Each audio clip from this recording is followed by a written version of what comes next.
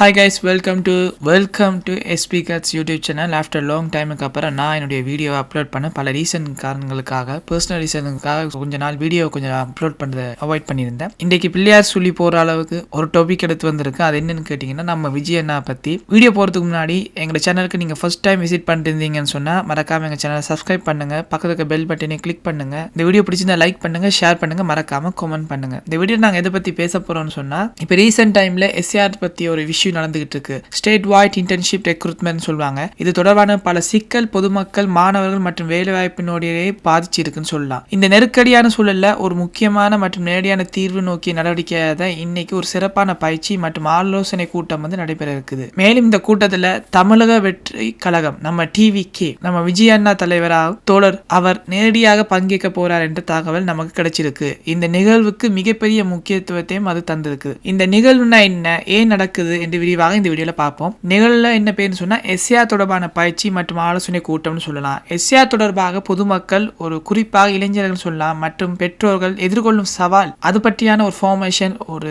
விளக்குரை தான் இன்னைக்கு விஜய் அண்ணா தலைமையில் நடக்க போகுது. அவங்களுக்கு சரியான ஒரு வழிகாட்டு அவங்களுக்கு வழங்குறதும் மற்றும் எதிர்கால நடவடிக்கைகள் என்னென்ன குறித்த ஒரு ஆலோசனை வழங்குவது இதன் முக்கிய நோக்கம். இந்த ஆலோசனை குழுல மொத்தம் 16 பேர் கொண்ட ஒரு சிறப்பு அம்சம் அமைஞ்சிருக்கு. ஏற்கனவே இது அமைக்கப்பட்டிருக்கு. இந்த குழுவுல சட்ட நிபுணர்கள், முன்னாள் அதிகாரிகள் மற்றும் கல்வித்துறை சார்ந்த ஒரு முக்கிய வாய்ந்த அனுபவம் வாய்ந்த நபர்கள் தான் இருக்க போறாங்க. இன்றைய கூட்டத்தில் இந்த குழுவின் முக்கிய கூட்டமாகவும் சொல்லலாம்.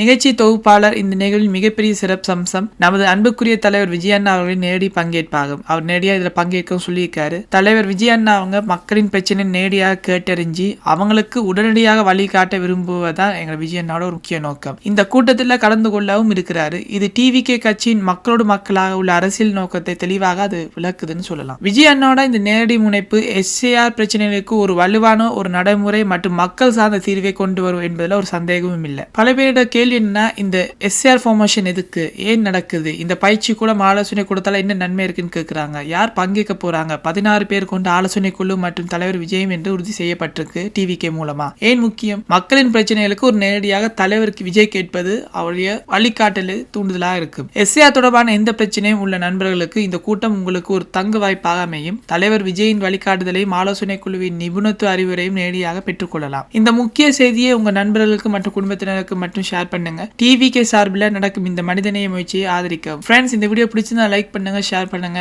மறக்காம 2024 டிவிகேக்கு சப்போர்ட் பண்ணி விஜய் அண்ணாவை சிஎம் ஆக. நன்றி.